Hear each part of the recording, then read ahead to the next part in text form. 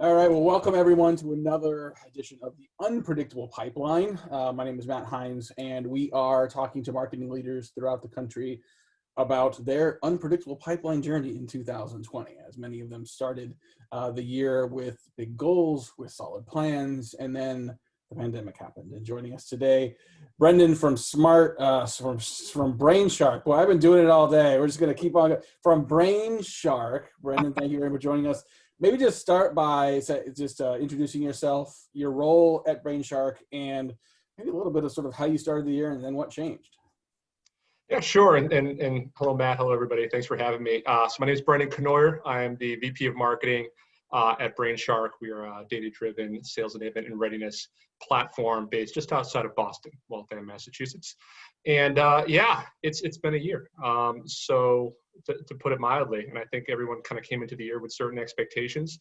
And it sort of started off just like any other year for us in terms of our planning, our goals, aligning with our sales and revenue targets, and putting together our strategies for the year. And then, before we even got out of Q1, that all kind of shifted, to put it mildly. We had a lot of things that we had in place. We were actually planning on putting on our first industry event this year.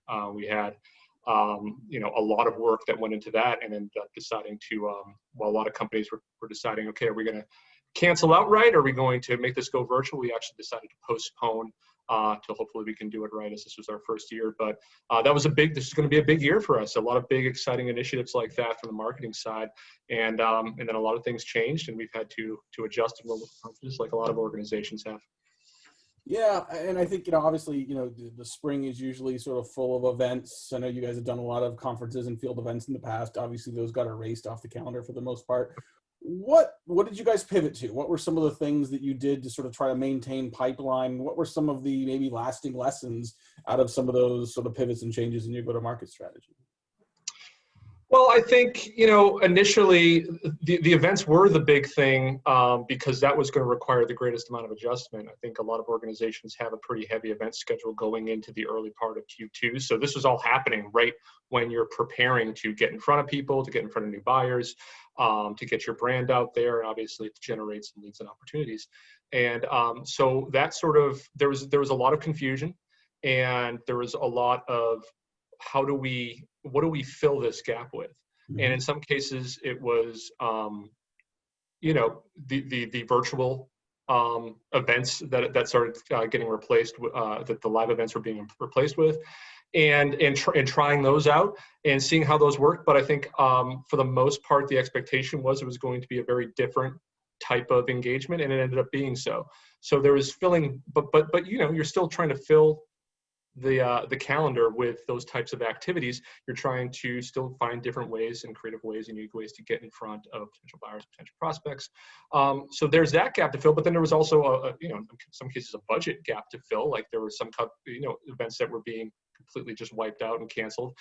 There were reimbursements, and okay, we have some money to play with. Now, how do we generate the same level of demand that we're planning on generating throughout the first half of the year? What are some different things that we can do? Like a lot of companies, we really increased our focus and emphasis on digital channels, on digital marketing, and digital campaigns, and creative ways to get our messaging out in front of folks. And what came out of that was sort of like an increased focus on a lot of the things that we were wanting to do more of anyway. And now this created a little bit more of that urgency. And a lot of it was around not just the, what I always say to my team, it's not the channel, it's the execution. Mm-hmm. And not just the different channels and digital activities that we can do, but how are we going to execute in the best way right now? There was a lot of conversations around storytelling, around the right messages, around different types of messages, around different ways to not only talk about Brainshark and our product, but also the new reality that a lot of our buyers were facing, and how we could help solve those problems. And even that at the very beginning was a little bit confusing. Where's the line in terms of when you're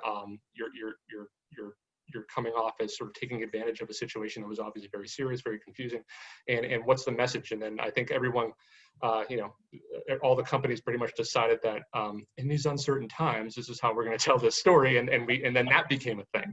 Yep. And so it's been a real big adjustment, but certainly, a double down on digital and a double down on some of the things that the tools that we had at our disposal, and then figuring out, okay, what is the right way to execute on this, and what is the best way to execute on this, and a lot of that came down to messaging, and a lot of that came down to content, and figuring out what's the right type of story, what are the right types of stories that we want to tell now, because they're not the same stories that we were going to tell necessarily at the beginning of the year. Yeah, and I think you had a little bit of an advantage, maybe that, you're not a hotel, you're not a cruise ship. It's a sales enablement platform that I could argue, in these conditions might be even more important, as an investment to sort of enable sales teams right now. That doesn't mean that budgets are flowing. That doesn't mean that everyone is sort of ready and willing to buy right away. As you navigated those changes, you pivoted more to digital, as you changed some of your stories, what were some of the surprises and lessons you've learned along the way? We've all been forced to make some big pivots in how we've operated businesses and operated marketing over the last few months. Some of those are going to have some resiliency as part of our go-to-market plans into 2021. Any examples or sort of lessons that you can point out that other marketing leaders might want to take note of?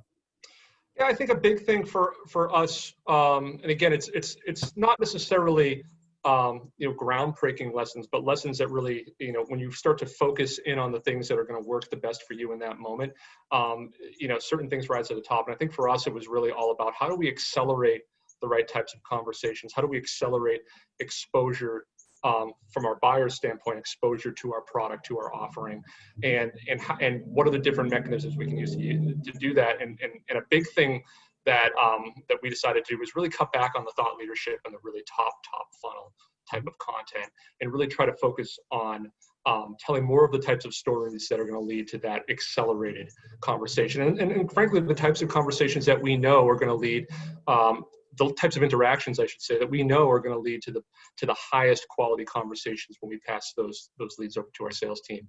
And in a lot of cases, and this was been happening for years now before the pandemic hit, but in a lot of cases, you're finding that that's not that top of funnel thought leadership content that content marketing was built on when I first got into transition into marketing, and it's really more about. And in some cases, frankly, I mean, thought leadership has sort of become synonymous with content marketing. It's sort of become synonymous with non-promotional content. Mm-hmm. And I've encountered content marketers over the years who are somewhat hesitant, is even too light a word, like they're very, very afraid of actually coming off as promotional and self-serving and all these things that we used to talk about when content marketing started, to the point where they're not really even connecting the thought leadership and the education of the market that's out there with their product and offering, and how their actual service is solving that problem, which is sort of, not even sort of, it is missing the point of what we're all doing here. Mm-hmm. And I've encountered other marketers content marketers who are very well equipped at telling high level stories, but they're not as equipped at all in actually describing their own product and service in depth detail. And it's sort of shifted and gone sideways in that way. So there's always going to be a use for that top of funnel, that uber top of funnel content. But I think in terms of what really leads to that best business conversation, it's the buyers that are ready to have the product conversation with you right now, that are in the buying zone right now. So how do you identify who those folks are faster? And how do you accelerate the conversation by putting resources and materials and stories in front of them that are going to do that? And that's not going to be your super high top of the funnel ebook. It's going to be this conversations that are around, in some cases, the technology. And it's okay to tell a product story. That's the real thing, is that it's not about thought leadership. It's about storytelling, and you got to be able to tell product-centric stories and stories centered around your offering and services.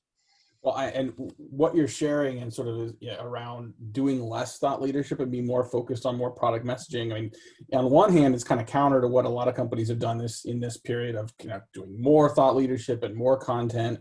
But I think you're taking advantage of the intent signals that exist in the market today and saying, listen, if you've got a prospect that is interested in learning more, that has some urgency to discover solutions, let's not make them go through all of our thought leadership content. Let's get right to the conversation they and we want to have. And that isn't a one size fits all for everybody, but I think it certainly, I'm sure, is something that the sales team has appreciated, to be able to get more precisely to those conversations to help them keep continuity of pipeline and close deals. Last thing I wanted to ask you about was just sort of maybe the softer side of sort of managing marketing and managing your team through all of this. It's you've got a team that is now working more from home than ever. You've got a more distributed workforce. What are some things you've learned about sort of managing both stress levels as well as sort of productivity and workload across people in a wholly different work environment? Yeah, that's been a whole other part of the job, really, for those of us in marketing leadership roles, where I think what we found, and I think I said this to you before the last time we talked, was when the pandemic hit, it created the need for a lot of shifting of strategies in regards to the fact that budgets are tighter. It's harder to drum up leads. It's harder to generate business for a lot of organizations. But it also just created a lot of new work. There was a lot of things that marketers had to respond to. There were new campaigns and new materials that we had to create that we weren't planning, and a lot of it was, you felt very much under the gun. And I remember, for the first few months, and probably frankly up until now as well, every time I talk to a colleague at another company or someone in my network that has a marketing role, everyone was just talking about how busy they were. Everyone was incredibly just swamped trying to keep up with all of these things, because there was a lot of unknowns and there were a lot of new projects and new work to do. So from a management standpoint, that was certainly impacting our team. So I think that the biggest thing is around communication, obviously. But I found, and I think other companies have found this too, that this has sort of led to, in some ways, an increased cadence of communication amongst our team, but also sort of like in a weird way, a more unifying way of making the team feel together, making the team feel like we're all on the same page. We had a thing at the very beginning where we knew everyone was going to be going remote. We knew that everything was going to be done via conference calls, and we said, you know what, everyone, when you can, be on video. Don't just kind of go on and listen and have yourself on mute. Be on video. We want to be able to see you. And what happened was, not only did it allow us to stay connected, but also held everyone accountable, so people could stay engaged with what was going on. And that was a big thing, and that's carried through. We've also, we've initiated a few quick, what we would call stand-ups usually. Obviously, we're all sitting down for the most part now, but just quick 15-minute meetings that we have during the week, which we didn't have before. And we don't have them every day. We have them just like 3 days a week, and they're just very quick sync-ups. And when we're in the office, we didn't do that to the degree that we're doing it now. And now we've kept that routine, and it's kept everyone on the same page. And really, it's helped keep everyone apprised of what our priorities are. It's helped keep us feeling like a team and feeling like we're part of something, because we are still part of something. And it's also helped us when folks are feeling overwhelmed, or that there's too much to do, or we're not really sure the right way to execute on a specific thing, that they have that backup and support, because we're constantly sort of like talking to folks. And I think, there's no secret to it. Everyone's been dealing with their own, everyone's been dealing with this in their own way, from business standpoint, from a professional standpoint, and certainly everyone's had their own personal things going on as well. And so that level of communication and unification, making sure everyone feels supported and engaged, has been the big thing that I think has worked really well for us.